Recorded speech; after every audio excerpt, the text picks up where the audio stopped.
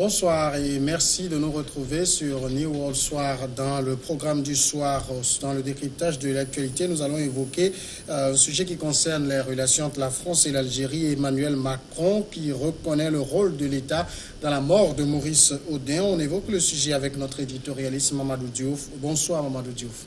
Bonsoir Samuel. Je le disais, le président français Emmanuel Macron va reconnaître la responsabilité de l'État dans la disparition en Alger en 1957 de Maurice Audin, un militant communiste français engagé en faveur de l'indépendance algérienne. C'est une déclaration d'un député de la majorité. Le chef de l'État va se rendre au domicile de la veuve de Maurice Audin, a déclaré le mathématicien Cédric Villani, député de la majorité et militant actif sur le dossier, en saluant donc un moment historique. Alors, Mamadou Diouf, d'abord, est-ce qu'on peut dire que c'est un pas important que Paris est en train de poser là? Oui, on peut dire que c'est un pas important, puisque jusqu'à présent, dans les relations entre la France et l'Algérie, cette période concernant la guerre d'indépendance de l'Algérie crée énormément de problèmes. Puisque les Algériens sont catégoriques, la France a commis en Algérie ce qu'on appelle aujourd'hui des crimes de guerre, et les Algériens ne cessent de les dénoncer. Au contraire, en France, ce qu'on appelle les harkis, certains parmi les anciens combattants qui s'étaient battus contre l'Algérie et qui se sont retrouvés finalement en France, ne veulent pas l'entendre de cette oreille, tout comme certains anciens combattants français, de sorte que quand on aborde cette question, que ce soit du côté de l'Algérie ou du côté de la France, on cherche où on met les pieds pour ne pas toucher, j'allais dire, un des lobbies, parce que ces lobbies ont tendance à réagir immédiatement à chaque fois qu'on touche à cette question-là. Donc le président Macron fait un pas, mais il ne faut pas qu'on se trompe. Le cas de Maurice Audin, c'est un cas, on parle de milliers de disparus. Et c'est pourquoi au niveau de l'Algérie, on dit que c'est simplement un pas, mais il reste des choses à faire. Alors, avant d'aller dans le dossier spécifique de Maurice Audin, pourquoi est-ce que c'est si difficile au Paris de reconnaître son rôle dans les atrocités qui ont été commises en Algérie? Certainement parce qu'ils savent exactement ce qu'ils ont fait. Ce que nous ne connaissons pas encore. Dans le dossier, par exemple, le président Macron a décidé de faire en sorte qu'on puisse accéder à certaines des archives, mais c'est les archives concernant les disparus seulement. Certains historiens qui travaillent sur la question depuis fort longtemps ont toujours réclamé l'accès à ces archives pour savoir ce qui s'est passé, mais jusqu'à présent, on dit en France que c'est trop sensible. Qu'est-ce qui est trop sensible? Tant qu'on n'accède pas aux archives, on ne peut pas le savoir. Et la restriction fait croire qu'il y a dedans des choses qui certainement ne sont pas très présentables, ne sont pas très honorables pour la France, raison pour laquelle, malgré qu'on est à plus de 50 ans depuis que cette guerre-là a eu lieu, une partie de ces archives ne sont pas accessibles pour les chercheurs. Alors, pour l'histoire, qui est Maurice Audin? Maurice Audin est en fait un mathématicien qui avait 25 ans en 1957, qui était inscrit à la Sorbonne où il faisait un doctorat, mais qui enseignait les mathématiques à Alger. C'était un militant du Parti communiste et qui, bien sûr, était partisan d'une indépendance totale de l'Algérie, ce qu'à l'époque, bien sûr, la France ne voulait pas entendre puisque l'Algérie était considérée comme un département français. On ne considérait même pas cela comme une colonie à proprement parler. Donc vous imaginez celui-là, d'abord communiste, 57, on est en plein dans la guerre froide, il veut l'indépendance de l'Algérie et il fait en quelque sorte des va-et-vient entre l'Algérie et la France, puisqu'il continue ses études, bien qu'il est en train d'enseigner au niveau de l'université à Alger. Et c'est lui, effectivement, qui a été tué dans des conditions pas clairement élucidées jusqu'à présent. Ce qui est sûr, il a été kidnappé, puisque c'est comme ça qu'il faut l'appeler. Il a été emprisonné et depuis lors, tout le monde disait qu'il a été torturé et qu'il est mort des suites de sa torture, bien que la version officielle disait à son épouse à l'époque qu'il s'est évadé. Alors, Maurice Audin, est-ce qu'il est un peu, aujourd'hui, enfin, on le considère comme un symbole de la guerre algérienne? Pas trop, parce qu'il était un militant ordinaire du Parti communiste. Ce qui fait la différence, c'est que sa femme, sa veuve, a continué ce combat. Elle a été arrêtée par une loi d'amnistie qui a été votée en 1962. Mais malgré tout, elle a continué son combat jusqu'à obtenir un dédommagement qui est venu du ministre Robert Badinter, qui l'a fait par arrêté ministériel parce que, comme on l'a dit au départ, la France n'aime pas qu'on soulève ce dossier. Mais elle disait que non, ça ne réglait pas le problème. Elle voulait qu'on aille en justice pour que les choses soient clarifiées, parce que jusqu'à ce moment, la thèse officielle, c'était toujours qu'il s'est évadé et qu'après l'évasion, il a disparu. On n'a jamais parlé de où il a été enterré ou quoi que ce soit. On était dans une situation de disparition. Donc, il y a toujours cette gêne qui était là. Et c'est le travail qui a été fait par son épouse, après par son fils Pierre, qui a fait que finalement, son cas ne pouvait plus être immergé comme les autres cas où parfois c'est resté dans l'anonymat parce que la famille ne s'est pas levée. Il ne faut pas oublier que son épouse se trouve en France. Donc, elle a essayé d'user de ce qui existe sur le territoire français pour faire valoir ses droits en tant que veuve dont l'époux a été assassiné. Alors, dans le cas de Maurice Audin, il est devenu quand même aujourd'hui, on peut dire, un des disparus les plus importants, au point de mobiliser même le président de la République. Alors, comment a-t-il atteint ce statut-là?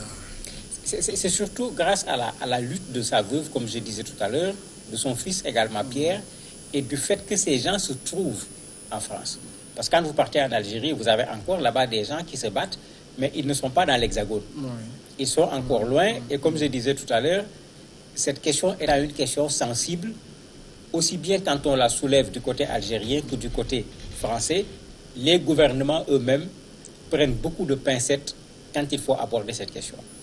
Le gouvernement algérien, à cause de ses relations économiques avec la France, n'a pas totalement porté le combat de ces disparus. La France également, à cause de sa relation avec l'Algérie, reconnaît en partie la chose sans pour autant aller plus loin. Mais il faut rappeler que l'ancien président également, François Hollande, avait fait un pas à l'époque, puisque lors d'une de ses visites à Alger, il avait inauguré à Alger une place qui s'appelle Michel Audin. Et il a été le premier à l'époque à reconnaître qu'il est mort en prison. Il n'était pas allé plus loin que ça. Donc il a été le premier à remettre en cause la thèse officielle de l'évasion en reconnaissant qu'il est mort en prison, mais ça s'était arrêté là-bas au moment de l'inauguration de la place qui portait son nom. Donc ça fait 2 présidents, 2 événements le concernant, de sorte qu'on en parle plus par rapport à d'autres également qui ont fait l'objet d'exécution ou de disparition. Mais parmi ceux qui ont disparu, vous l'avez si bien dit, Maurice Audin n'était qu'un militant. Alors, les tenants du mouvement à l'époque qui ont disparu, eux, ils sont restés dans l'anonymat comme ça? Au niveau de la France, oui, mais au niveau de l'Algérie, non. Parce que quand on part en Algérie, vous avez des regroupements, comme on le voit dans d'autres pays en Amérique latine, où les gens continuent à réclamer ne serait-ce que l'information. Est-ce que la personne est vivante? Est-ce que la personne est morte? Dans quelles conditions la personne est morte? Dites-nous au moins où vous avez enterré la personne, si vous l'avez tuée, qu'on puisse savoir que la personne est enterrée à tel endroit. Si la personne n'avait pas été enterrée comme il se doit, s'il le faut qu'on exhume le corps pour lui faire un enterrement digne de la personne, etc. Mais comme j'ai dit, l'État algérien, tout en acceptant ces mouvements, ne veut pas que ces mouvements viennent rendre encore beaucoup plus compliquées des relations déjà difficiles avec la France à cause de cette guerre d'indépendance, puisque l'Algérie et la France ne tiennent pas du tout le même discours par rapport à cette guerre. Donc au niveau de l'Algérie, on connaît les disparus. Quand on parle des martyrs en Algérie, vous avez ce qu'on appelle la place des martyrs. On connaît les gens qui sont considérés comme des martyrs. Mais au niveau de la France, le cas de Audin est un peu plus particulier parce que, comme j'ai dit, son épouse, son enfant vivent en France et cela leur a permis de saisir directement les institutions juridiques françaises pour réclamer justice et vérité concernant Maurice Audin. Alors, cela veut dire que malgré ce pas que pose Emmanuel Macron, le combat est encore long. Oui, le combat est encore long puisqu'il y a le journal algérien, le site Algérie patriotique qui repose le problème en disant mais finalement le problème n'est pas réglé parce qu'il regarde la nuance utilisée par le président de la République en disant que c'est des actes individuels qui ne peuvent pas entacher la totalité de la conscience française. Eux, ils disent non, la France a commis un crime, il faut que le président reconnaisse que la France a commis un crime. D'autres journaux comme El Watan et autres font même un jeu de mots en parlant de la vérité en marche pour jouer sur le mouvement du président Macron. En fait, la vérité en marche, ça veut dire que la vérité n'est pas encore sortie intégralement. Il y a encore des choses à voir. Le ministre algérien également des Moudjahidines, des anciens combattants, lui, il parle d'un pas. Ce qui veut dire que l'Algérie attend encore plus par rapport à ce que le président français vient de faire. Mais ce combat peut-il aboutir si les plus hautes autorités algériennes surtout ne s'en saisissent pas comme il faut? Non, moi je crois qu'il faut le faire aboutir autrement. Il faut que les politiques, qu'on les laisse de côté et qu'on laisse les historiens faire leur travail pour ressortir la situation de cette guerre d'Algérie et dire qu'est-ce qui s'est passé réellement. Parce que quand on veut résoudre un problème, il faut que ça passe par ce devoir de mémoire, il faut que ça passe également par ce devoir de vérité, qu'on sache qu'est-ce qui s'est passé. Et en ce moment, les deux États, sur la base d'une réalité qui a été établie, vont pouvoir voir comment solder ce problème-là. Si les deux États soldent le problème, mais ça fait finalement partie de l'histoire entre l'Algérie et la France. Mais avec la façon dont on fait les choses, le président algérien ne peut pas ignorer totalement ces Algériens, ces petits-enfants de ceux qui ont été martyrisés, tués. Le président français ne peut pas en parler sans tenir compte des anciens combattants en France et des Harkis qui sont là-bas. Rappelez-vous, c'est en Algérie qu'il avait dénoncé cette guerre d'Algérie, qu'il avait dénoncé également l'esclavage et tout un ensemble de choses en parlant de crimes. Mais vous avez vu comment en Algérie les gens avaient dit oui, il a fait un pas, mais comment en France les gens étaient en train de dire il est allé trop loin. Donc il y a cette difficulté qui est là sur cette question. Je crois qu'il faut mettre les politiques de côté, comme eux ils veulent faire du politiquement correct, qu'on laisse les historiens faire le travail pour dire qu'est-ce qui s'est exactement passé, et après aux administrations des deux pays de prendre leurs responsabilités pour voir comment solder cette période difficile dans leurs relations. Alors, si on demande à Paris quand même de reconnaître exactement ce qui s'est passé, est-ce que c'est simplement pour l'histoire ou bien il y a aussi le côté dédommagement que l'on a en ligne de mire? C'est tout le problème. Quand on posait le problème de l'esclavage en disant qu'on reconnaisse l'esclavage comme un crime contre l'humanité, certains pays occidentaux qui s'opposaient, la crainte c'était ça. Et si les gens réclament un dédommagement, on va payer combien? Qui va payer? Avec le cas d'Algérie, c'est encore beaucoup plus proche.